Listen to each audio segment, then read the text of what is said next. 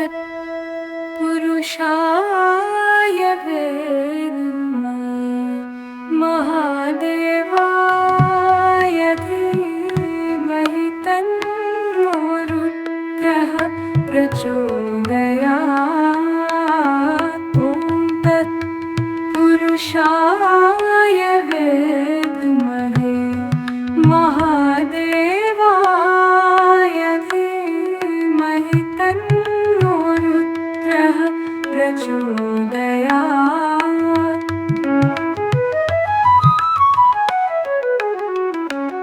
ॐ तत्पुरुषाय विद्महे महादेवाय धीमहि तन्नो रुद्रः प्रचोदयात्।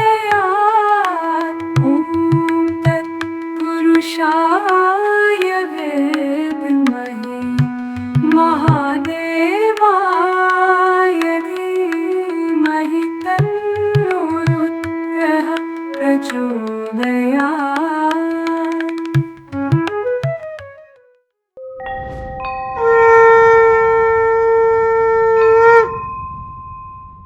400 साल तक बर्फ के अंदर दबा एक मंदिर जिस पर बड़ी से बड़ी चट्टानें आकर टकराती रहीं। एक ऐसा मंदिर जिसके दर्शन करने पर माना जाता है कि मोक्ष के सभी रास्ते खुल जाते हैं।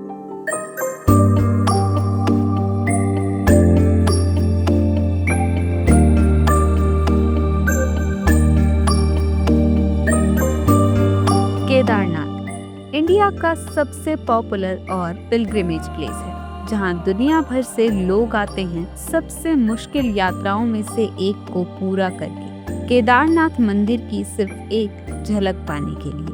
ओम नमः शिवाय, ओम नमः शिवाय, ओम नमः शिवाय। यहाँ की हवा में ही एक ऐसा कामनेस और प्योरिटी है जो यहाँ पहुँचते ही आपको फील होता है, और यहाँ पहुँचना ही अपने आप में एक कहानी है।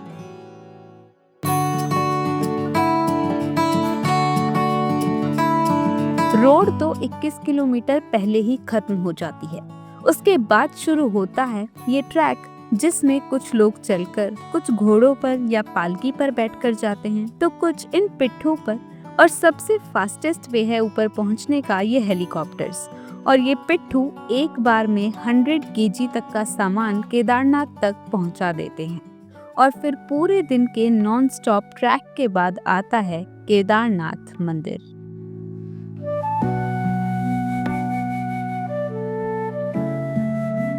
चार 400 साल तक बर्फ के अंदर दबा एक मंदिर जिस पर बड़ी सी बर्फ की चट्टानें आकर गिरती रही, फिर भी इस मंदिर को कोई हानि नहीं पहुंची। और फिर कई सालों बाद जब बर्फ पिघलने लगी तब ये मंदिर सामने आया। साइंटिस्ट और जियोलॉजिस्ट भी इसे सही सलामत देखकर हैरान हो गए। एक ऐसा मंदिर जिसके दर्शन करने पर माना जाता है कि मोक्ष के सभी रास्ते खुल जाते हैं, क्योंकि महाभारत के अंत में शिवजी ने स्वयं यहाँ प्रकट होकर पांडवों को स्वर्ग का रास्ता दिखाया था। ये है शिवजी के 12 ज्योतिर्लिंगों में से एक माना जाने वाला हिमालय की वादियों के बीच बसा केदारनाथ मंदिर।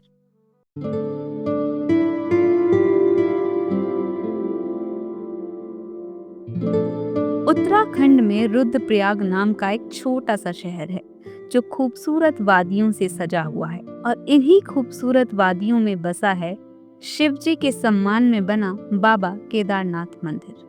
इस विशाल मंदिर को हिंदुस्तान के सबसे पुराने धार्मिक स्थानों में से एक माना जाता है। केदारनाथ मंदिर का सबसे पहला वर्णन 7वीं सदी में लिखे गए स्कंद पुराण में किया गया था, और ये इस बात को दर्शाता है कि ये मंदिर कितना पुराना है।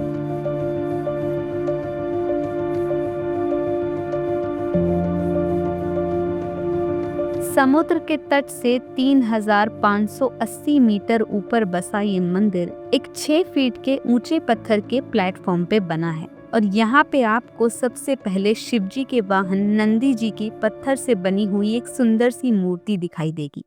नंदी महाराज के ठीक सामने मंदिर का मुख्य भाग, जिसमें एक बड़ा सा मंडप बनाया गया है, जिसके बीचों बीच मंदिर का गर्भगृह है, जिसमें बसा हुआ है एक पिरामिड शेप का शिवलिंग, और ऐसा शिवलिंग आपको कहीं और देखने को नहीं मिलेगा।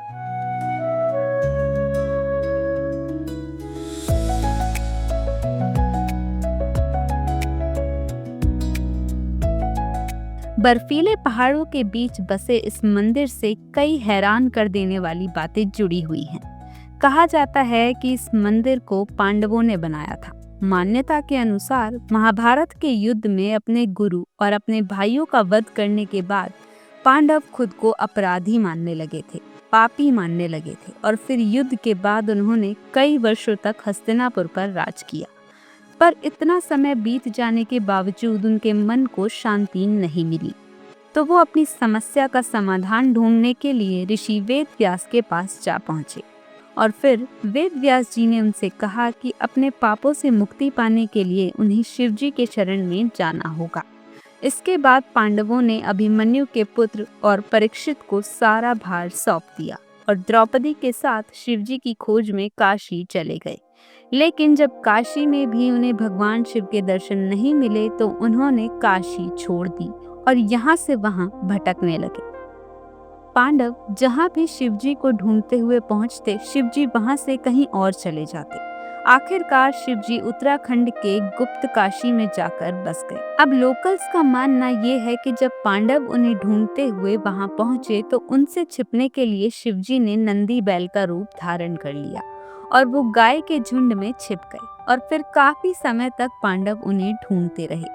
आखिरकार भीम ने उन्हें पहचान लिया और फिर पांडव को अपनी तरफ आते देख नंदी रूप में खड़े शिवजी धरती में समाने लगे, और उन्हें रोकने के लिए भीम ने उनके पीठ के एक हिस्से को पकड़ लिया और वही हिस्सा धरती के बाहर रह गया। वो हिस्सा एक पिरामिड शेप के शिवलिंग में बदल गया और आज केदारनाथ मंदिर में हम इसी शिवलिंग की पूजा करते हैं।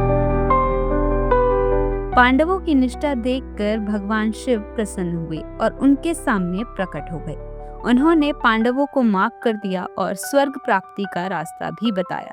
इसके बाद पांडवों ने शिव जी का धन्यवाद किया और जिस जगह पर शिवलिंग प्रकट हुआ था वहां उनके सम्मान में एक मंदिर बनाया, जिसे आज हम केदारनाथ मंदिर के नाम से जानते हैं।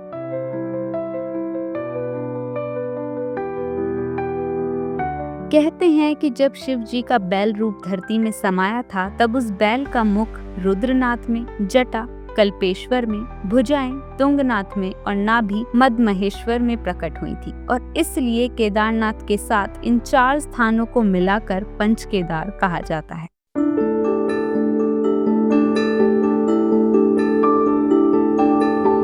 वैसे केदारनाथ मंदिर के ओरिजिन से और भी कई सारी कहानियां जुड़ी हुई हैं। कहा जाता है कि जो मंदिर आज हम देखते हैं वो 8वीं सदी में आदि शंकराचार्य ने बनाया था, पर आर्कियोलॉजिकल सर्वे ऑफ इंडिया ने जब इस मंदिर के पत्थरों की जांच की तब पता चला कि इनका टाइमलाइन महाभारत के पीरियड से मैच करता है। कहा जाता है कि शिवजी के रुद्र रूप काल भैरव खुद केदारनाथ मंदिर की रक्षा करते हैं। 3 आंखें, 4 हाथ, गले में खोपड़ियों की माला, एक हाथ में त्रिशूल, दूसरे हाथ में डमरू, तीसरे हाथ में पाशा और चौथे हाथ में एक खोपड़ी, और उनके साथ होता है उनका वाहन माना जाने वाला एक काले रंग का कुत्ता। केदारनाथ मंदिर से 500 मीटर दूर उत्तर की तरफ आपको बाबा भैरवनाथ का एक छोटा सा मंदिर दिखाई देगा।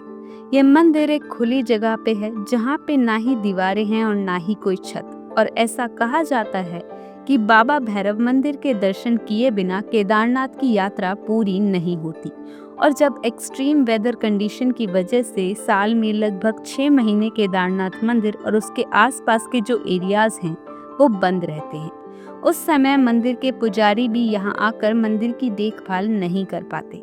तो ऐसा माना जाता है कि तब शिव जी अपने काल भैरव अवतार में आकर केदारनाथ मंदिर और उसके आसपास के सभी एरियाज की रक्षा करते हैं।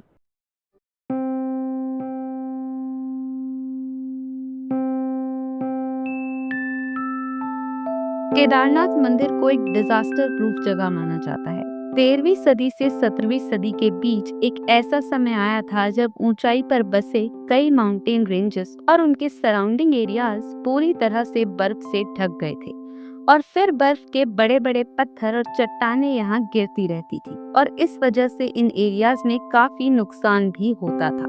जब ये बड़ी बड़ी चट्टानें घरों और इमारतों पर गिरती तो वो जगह पर ढेर हो जाते थे। इस पीरियड को मिनी आइस एज भी कहा जाता है और लगभग 400 साल तक चले इस मिनी आइस एज में कई सारी इमारतों को ढेर कर दिया गया था।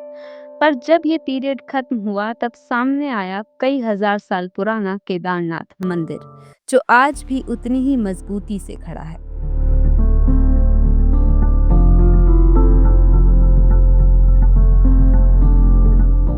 वादिया इंस्टीट्यूट ऑफ हिमालयन जियोलॉजी के रिटायर्ड प्रोफेसर रविंद्र कुमार चौजर ने इस मंदिर की दीवारों को स्टडी किया और उन्हें दीवारों पर कुछ येलो लाइंस दिखाई दी जो बता रही थी कि बर्फ की कई सारी चट्टानें आकर इस मंदिर पर टकराई थी। पर कमाल की बात है कि वो इस मंदिर का कुछ बिगाड़ नहीं पाई। तो इस स्टडी में यह साबित होता है कि केदारनाथ मंदिर 400 साल तक बर्फ के नीचे दबा हुआ था और इतनी मुश्किल का सामना करने के बावजूद सही सलामत खड़े इस मंदिर को लोग आज डिजास्टर प्रूफ भी मानते हैं। और 2013 के उत्तराखंड फ्लड्स के बाद इस बात को और भी ज्यादा बढ़ावा मिला।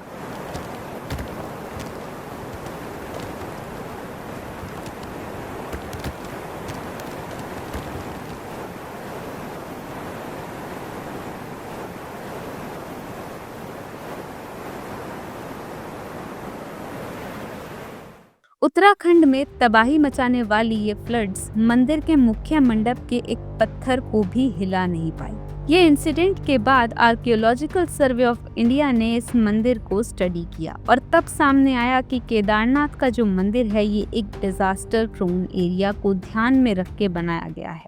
इस मंदिर के पत्थरों को आपस में जोड़ने के लिए इंटरलॉकिंग टेक्निक्स का इस्तेमाल किया गया है। इस टेक्निक में पत्थरों को आपस में फंसाकर एक मजबूत जोड़ बना दिया जाता है ताकि बड़े से बड़ा एक्सटर्नल फोर्स भी इसे अलग ना कर पाए। लेकिन सबसे कमाल की बात यह है कि सोर्सेज के अनुसार इंटरलॉकिंग टेक्निक्स को हिलरी फिशर पेज ने अर्ली 1900 में डिस्कवर किया था, पर हमारे पूर्वजों ने कई सदियों पहले बनाए इस मंदिर के कंस्ट्रक्शंस में इस टेक्निक का इस्तेमाल किया था। तो क्या उनके पास पहले से ही इसका ज्ञान था, इसकी नॉलेज थी? जहां एक तरफ मंदिर का एडवांस आर्किटेक्चर हमें हैरान कर देता है, वहीं दूसरी तरफ इस मंदिर के डिजास्टर प्रूफ होने की एक वजह एक विशाल और रहस्यमय पत्थर को माना जाता है। 16 जून 2013 उत्तराखंड में आई तबाही मचाने वाले फ्लड्स ने पूरे राज्य को हिलाकर रख दिया था। कई सारे बड़े पत्थर और चट्टानें पहाड़ों पे केदारनाथ की बस्ती पे आ गिरे। इन चट्टानों ने केदारनाथ मंदिर के इर्द गिर्द बसे होटल्स और धर्मशाला को तहस नहस कर दिया था। पर केदारनाथ का मुख्य मंदिर और उसके अंदर मौजूद सभी लोग इस खतरनाक फ्लड से सुरक्षित बचे हुए थे। खुद को बचाने के लिए बड़ी संख्या में लोग केदारनाथ मंदिर के अंदर आकर बैठ गए थे और तभी एक विशाल पत्थर बड़ी तेजी से मंदिर की ओर आने लगा। इस पत्थर को देखकर सभी लोग डर से कांपने लगे, पर तूफान की तेजी से आ रहा ये पत्थर अचानक मंदिर के कुछ ही मीटर दूरी पर आकर रुक गया और फिर इसके बाद जब कोई भी चट्टान मंदिर की तरफ आती तो वो इस पत्थर से टकराकर या तो टूट जाती या फिर अपना रास्ता बदल लेती।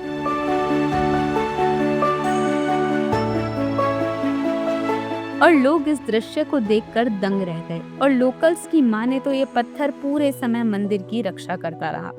कहा जाता है इस पत्थर को देखकर भीम का गदा याद आ जाता है। इसकी मदद से भीम दुश्मनों का नाश करते थे और लोगों की रक्षा करते थे और इसीलिए इस पत्थर को भीमशिला का नाम दिया गया। आज यह पत्थर केदारनाथ मंदिर का एक मुख्य भाग बन गया है और मंदिर के साथ साथ लोग इस पत्थर की भी पूजा करते हैं।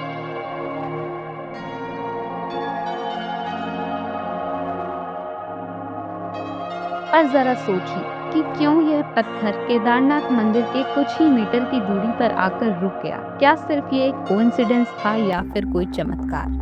भीमशिला पत्थर की कहानी आज भी एक गहरा राज है।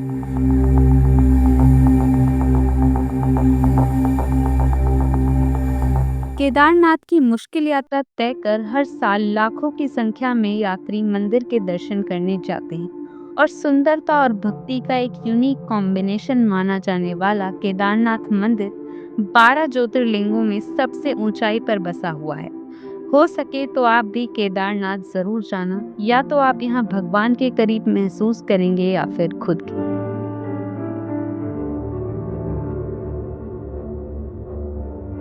तो ये था हमारा सुंदर केदारनाथ मंदिर। अगर आपको ये वीडियो पसंद आया हो तो वीडियो को लाइक और चैनल को सब्सक्राइब करना ना भूलिए। ॐ तत्पुरुषाय विद्महे महादेवाय धीमहि तन्नो रुद्रः प्रचोदयात्। ॐ तत्पुरुषाय विद्महे महादेवाय धीमहि तन्नो रुद्रः प्रचोदयात्।